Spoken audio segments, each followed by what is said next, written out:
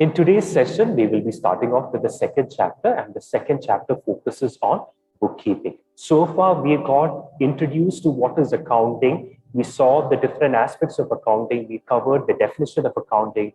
We covered the branches of accounting. We spoke about the uses of accounting. We spoke about the accounting process. We spoke about the accounting principles. In this chapter, we would be focusing on how does a business go about maintaining their books of accounts. When we spoke about the objectives of accounting, we saw that, or we learned that accounts is responsible for maintaining a systematic record of all the transactions which has been carried out by a business. Okay? So this aspect, that systematic record of the transactions in a business, that business will accomplish with the help of bookkeeping. So in this session, we will get an introduction to what bookkeeping is and how exactly does bookkeeping work about in an organization. So I'll just quickly share with you what are the scope, what is the scope of this chapter. So in this chapter, we will be getting a deeper understanding about what is a double entry system. We will be talking about what is the accounting cycle. How does a business go about carrying out, maintaining books of accounts? Then we will learn how does a business learn, how does a business prepare journals. Then we will be learning how does a business prepare ledger. And finally, we will conclude this chapter by understanding how does a business go about with the preparation of trial balance. So with that, we will be putting a close to this chapter, but this is the scope of the second chapter. Now let's move on. Before I talk about double entry system, let me talk to you about what is bookkeeping. What exactly is bookkeeping? In a nutshell, bookkeeping is defined as a process of recording and organizing all the transactions that have occurred in the course of the business. In the earlier sessions, we saw that transaction refers to an economic activity.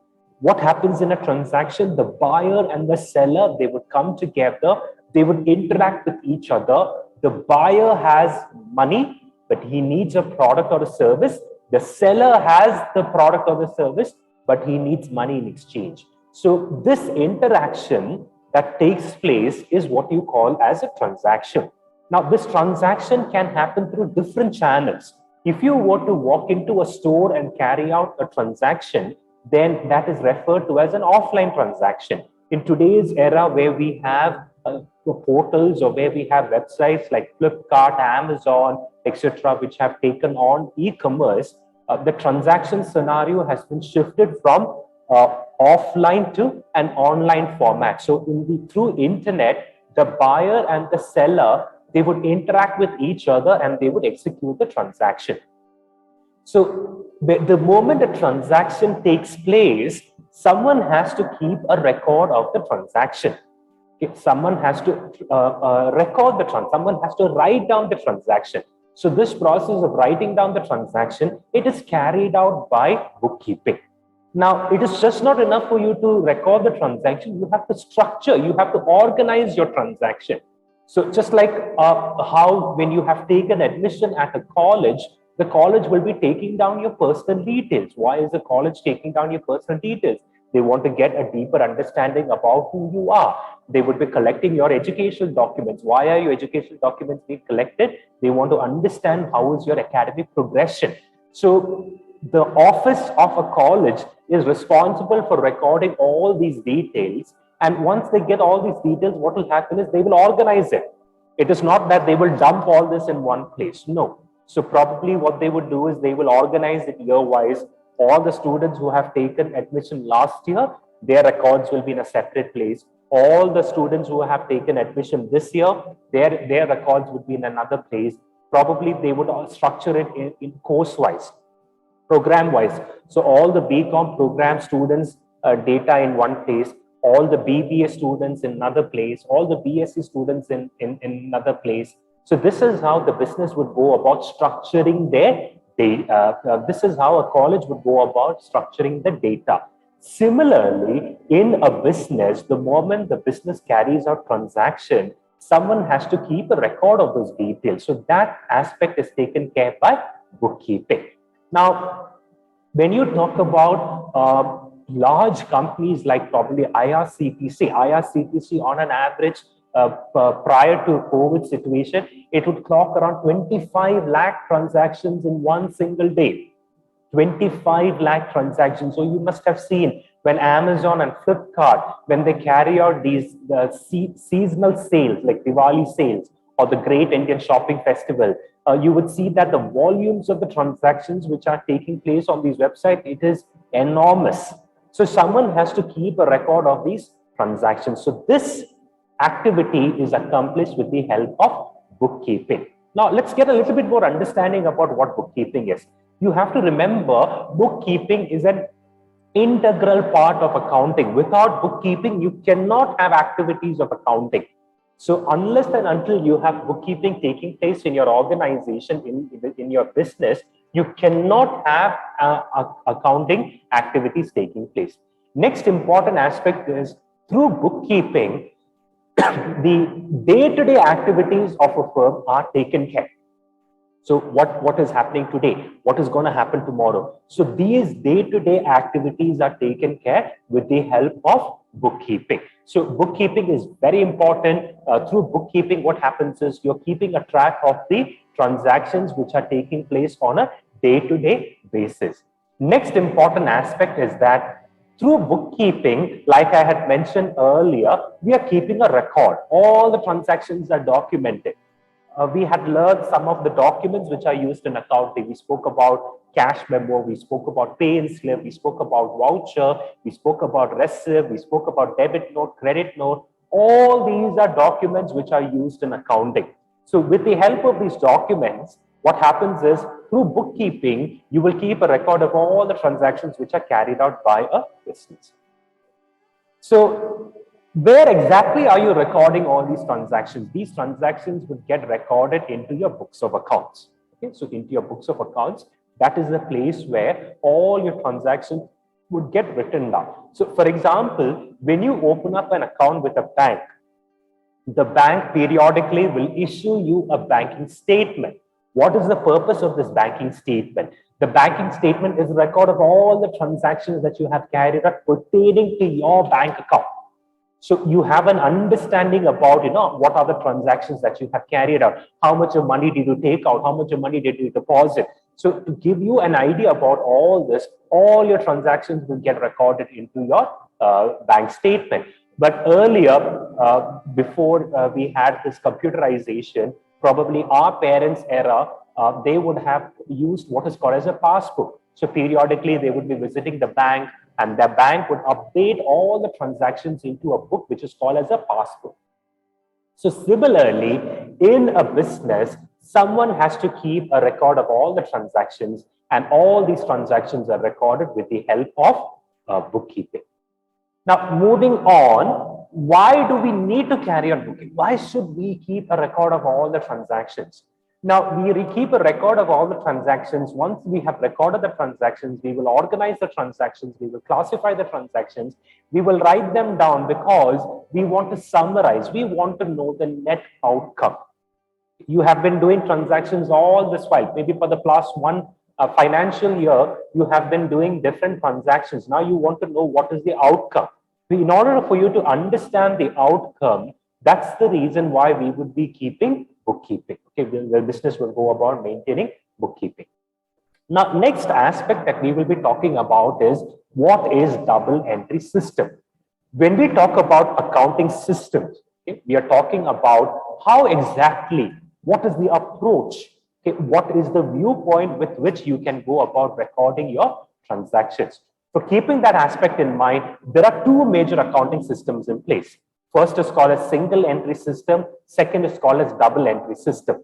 Now, in modern era, in today's era, very rarely businesses would be using single entry system. Almost all the well-established enterprises would be maintaining double entry system. It's very rarely. So for example, if you have a habit of recording your transactions, your pocket money transactions into your personal journal or into a personal book somewhere, technically what you're following is single entry system.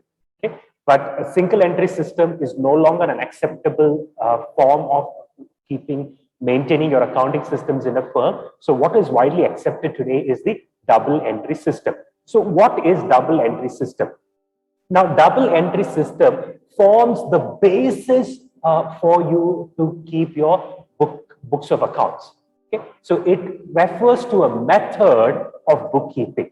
Now, this method of bookkeeping is based on dual aspect concept. When we discuss generally accepted accounting principles, GAAP, or accounting standards, we have to remember there are accounting concepts and then there are accounting conventions. So according to the accounting concepts and accounting conventions, it forms the basis for you to maintain your accounting systems. So in accounting concepts, there is a concept which is called as dual aspect concept. Now, what dual aspect concept states is that any transaction you think about, it has got two effects or it has got two impacts. Okay? Now, the impacts are one impact is a debit impact or the other impact is a credit impact. Okay? There is something which is coming in, there is something which is going out. That is what is meant by dual aspect concept.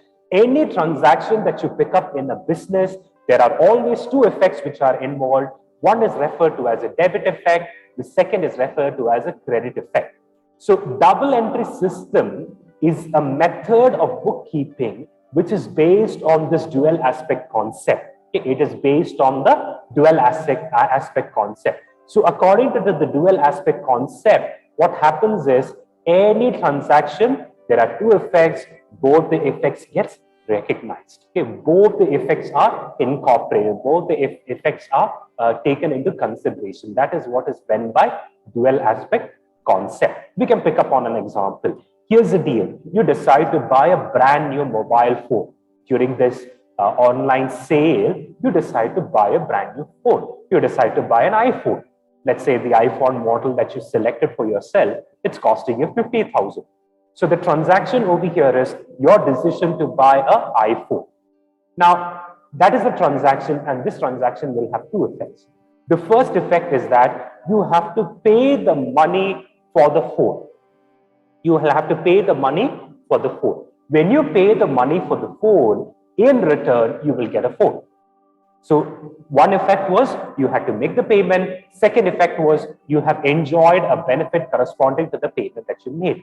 Similarly, any transaction that you pick up, there are always two effects. Here's the deal. Your laptop became too old. You decide to sell it on OLX. So you put an advertisement, you found a suitable buyer, price was negotiated, price is agreed upon, the deal is done. So transaction was selling of your laptop.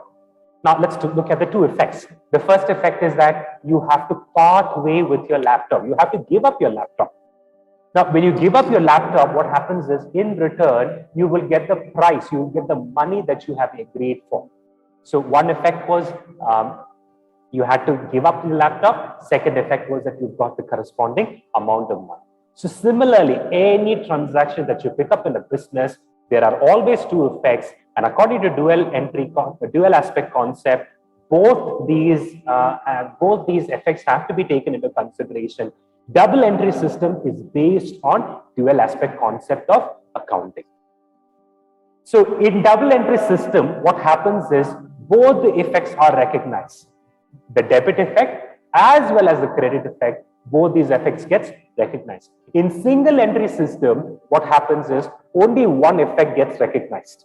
Okay? That's why it is referred to as single entry system. But in double entry system, that's not the case. In double entry system, both the effects gets recognized. So what happens is when you have to go for bookkeeping, every transaction in double entry system, that would be characterized by the presence of minimum two accounts. Okay. Every transaction that would be characterized by the presence of minimum two accounts. So that's what happens in double entry system. So minimum two accounts would be involved in double entry system. Now let's talk about the accounting cycle. How exactly does a business go about carrying out its accounting activities in a firm? How does How exactly does a business go about carrying out accounting activities in a firm? So here we will be talking about the accounting period. We will be talking about the accounting process. We all know that in India, the financial year starts from 1st April of current year until 31st March of the next year. Okay, that's what is referred to as a financial year. So matching to the financial year, in India, again, the accounting cycle is maintained to be the same. So it is 1st of April of current year until 31st March of the next year. Okay? So what happens is on 1st of April for that particular financial year, every business will open up their books of accounts, and on 31st March, they will close their books of accounts. Okay? So on 1st April, they will open up.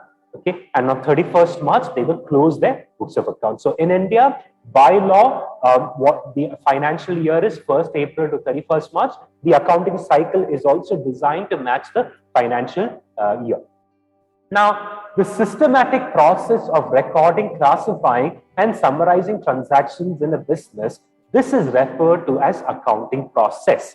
So how exactly does a business carry out the accounting cycle? A business carries out the accounting cycle through these 3 steps. The first step is recording, second step is classifying, and finally, you will summarize your transaction.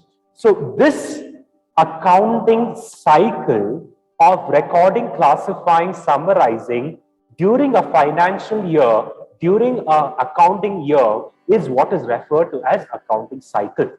So that activity of recording, classifying, and summarizing all the transactions during the course of the financial year is what is referred to as accounting cycle. So when you incorporate accounting process into the accounting period, that is what is referred to as the accounting cycle. Now, accounting process, like I said, it is characterized by 3 important stages. There are 3 important stages which takes place when you carry out your accounting cycle or when you carry out your accounting process. The first step is the occurrence of transaction. We know transaction refers to the exchange. It's an economic activity. There is exchange that is taking place. There is exchange of goods and services. In return, money is being collected. The moment transaction takes place, what happens is when the transaction is completed, the very first step of accounting process takes place, which is recording. In recording, what happens is chronologically, based on the date, based on the time, what happens is you're just writing down the transaction. You're just keeping a record of the transaction. So that is what is referred to as recording. Okay, that is what is referred to as recording. Now, where exactly do you record the transaction? You will record the transaction into dedicated books of accounts, which are called as journals. Okay, you record these transactions into dedicated books of accounts, and these books of accounts are referred to as journals. The second step is that once you have written down the transaction, you must classify the transaction. Okay, once you have written down the transaction, the second step is that you must classify, you must group them, you must segregate them, you must club them depending on some criteria. This step is referred to as classify. Okay, this step is referred to as classify. So when you classify your transactions, you basically classify them into books of accounts, which are called as ledgers. Okay, you are classifying these books of accounts into dedicated books of accounts, which are called as ledgers. So please remember, transaction takes place. As soon as the transaction takes place, you're recording the transactions. You're recording the transactions in the journal. After that, you are classifying them. You're classifying them into dedicated books of accounts, which are called as ledgers. Then finally, you wind up your entire accounting cycle by summarizing. You will wind up, you will bring an end to the accounting cycle for a specific financial year by summarizing. So summarizing, when you summarize, basically what happens is you're trying to find out the outcome. You're trying to find out the outcome. And for you to summarize your transactions in a business, basically what you will be doing is you will be preparing what is called as final accounts. Okay, you will be preparing final accounts in a firm. So this sequence, okay, you start with your transactions, you record, you classify, and finally you summarize. This entire series of activities that you're carrying out, This is referred to as a accounting cycle. And please remember, this you will have to complete within the financial year. So for example, from 1st of April, okay, until 31st March, you will keep recording, you will keep classifying. You will record, you will classify, you will record, you will classify. Then after 31st March, when your financial year is over, that is when you will start summarizing. You will trying to determine, you're trying to understand what is the outcome. So this entire sequence is what is referred to as the accounting cycle. Now, let me talk about the summarizing phase a little bit more, because this is very crucial. Okay, I'll give you a quick snapshot about the summarizing phase once again. Now, we all know that summarizing helps us to understand the net outcome.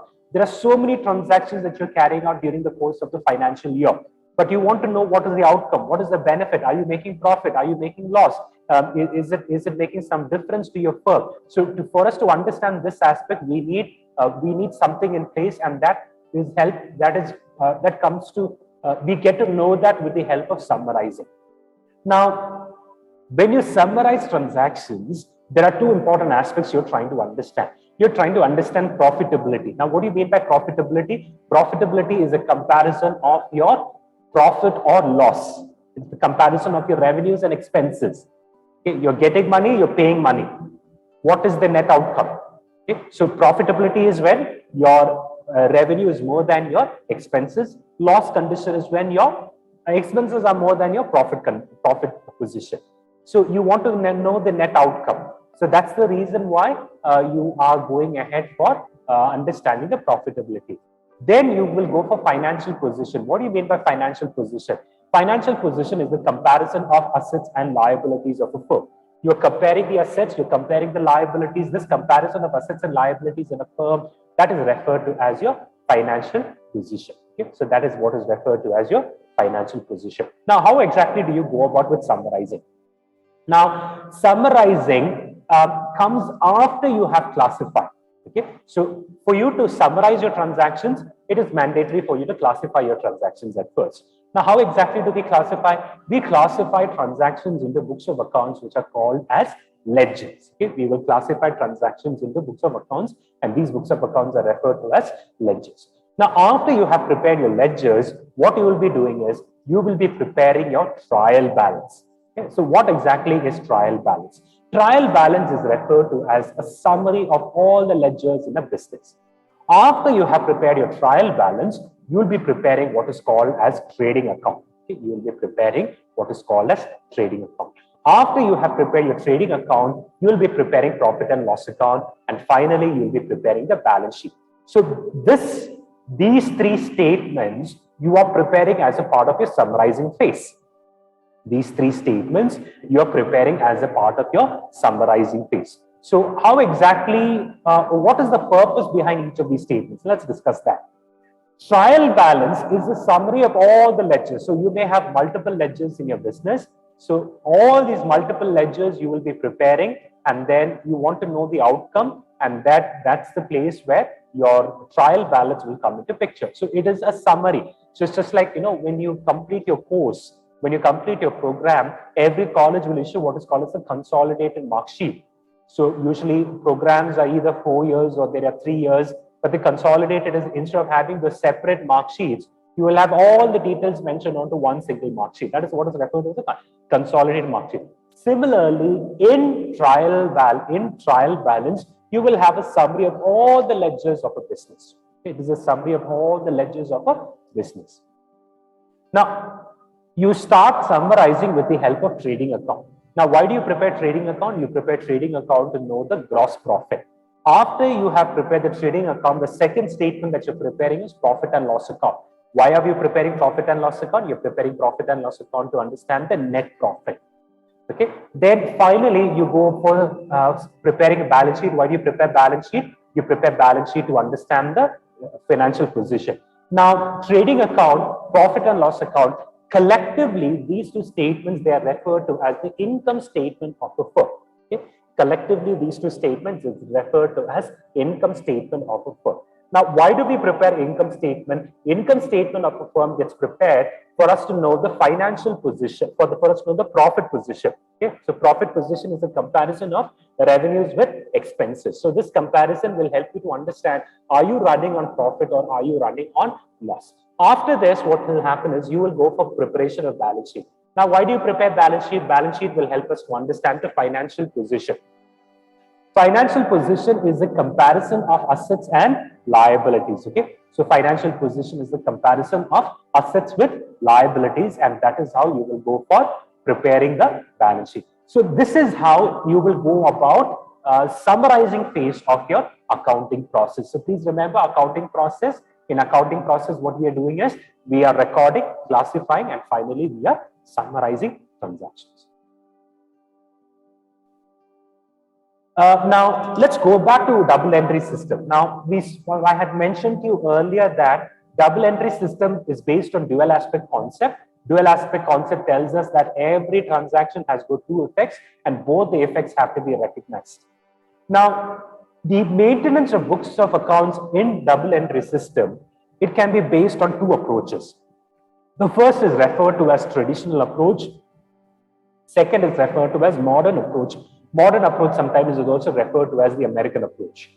Okay? So double entry system, in double entry system, what happens is your books of accounts, it can be maintained according to two systems. The first is the traditional approach. Second is the modern approach. We will be discussing these approaches now in detail. Let's first talk about the traditional approach. So according to the traditional approach, all the businesses in a business are divided into three categories. Okay. So you will have three categories of accounts in a firm. You will have three broad categories of accounts in a firm. And the reason why you are having this classification is because in order to facilitate your bookkeeping, so in order to help you with your recording of transactions, that's the reason why you have these three categories.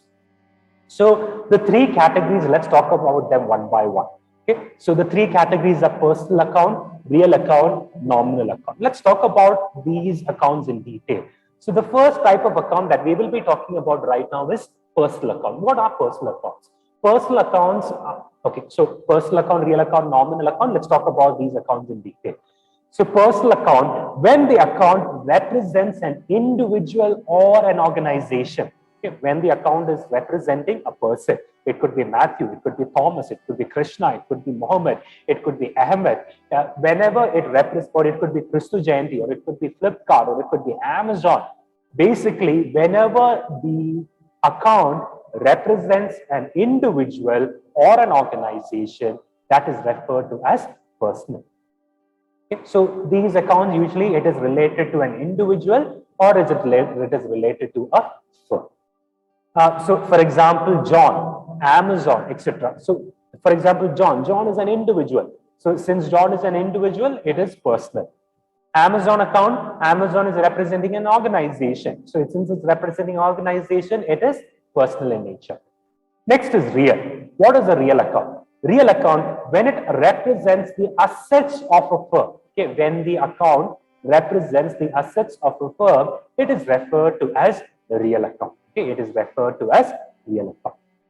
So please remember, assets, they are resources which are needed by a business for the business to function effectively. The asset can be tangible, it can be intangible. So for example, you can have tangible assets like land, machinery, etc. You can have intangible assets like brand value, like copyright, like patents, etc. Okay? So they can be, they are also assets for you, but they're not tangible in nature. It does not have a physical attribute. So for example, land, machinery, example, etc. These are some examples of real account. Then the last category of account that we will be discussing under the traditional approach is nominal. What are nominal accounts? When the account represents an income, gain, expense, or a loss.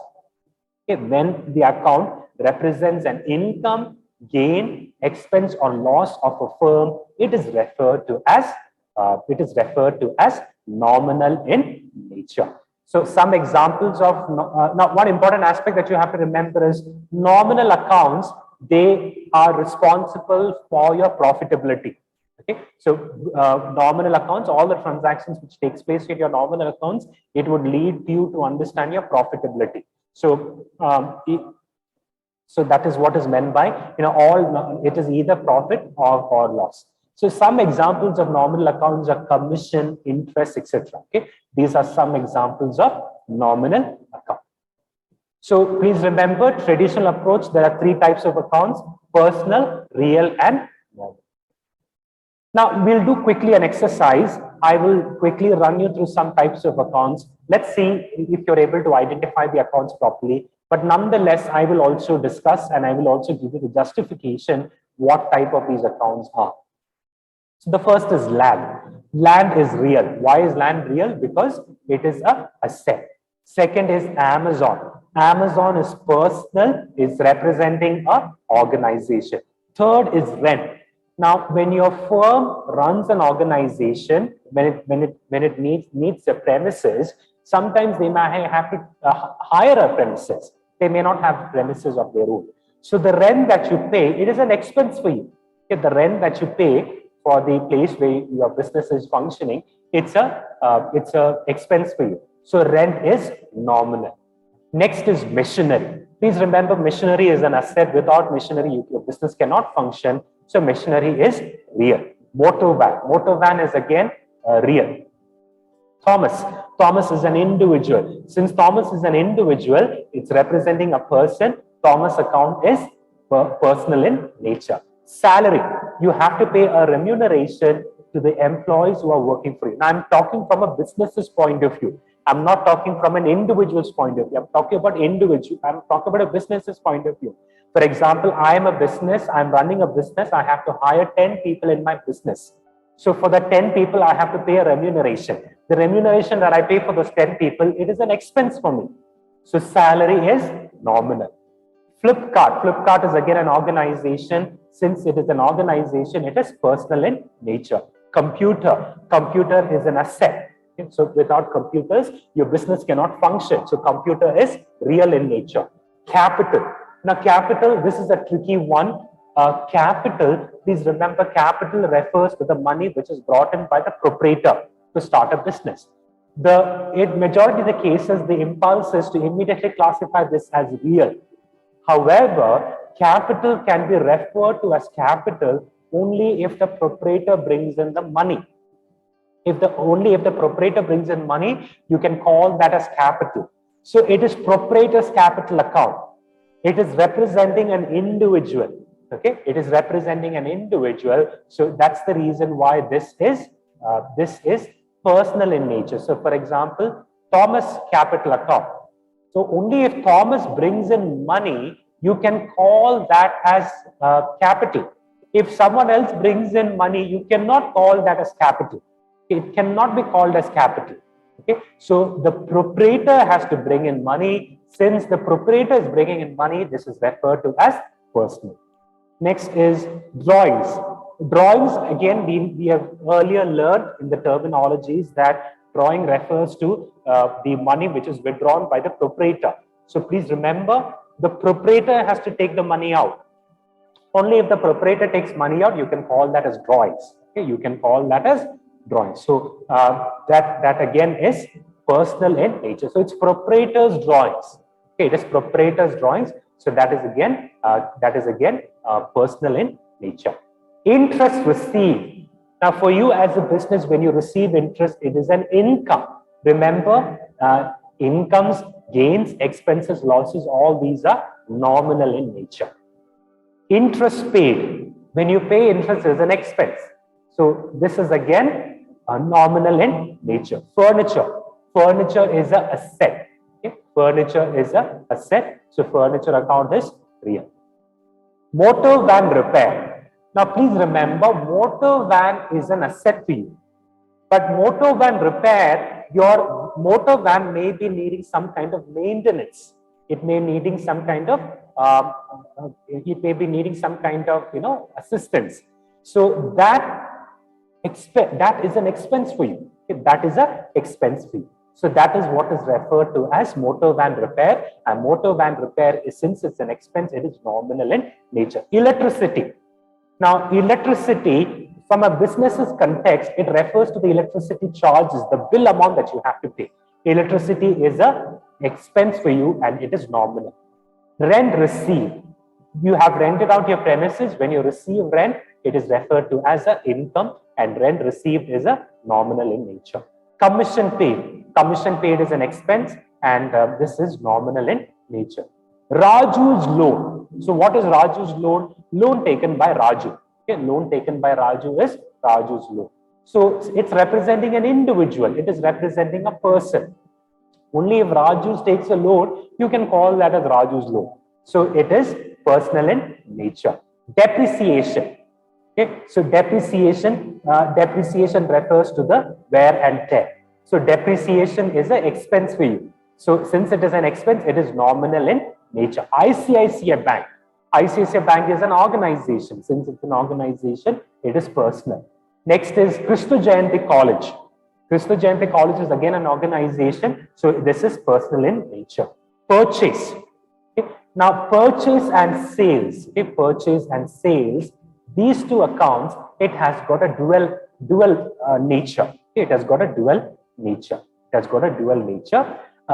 You can either treat it as nominal or you can treat it as real.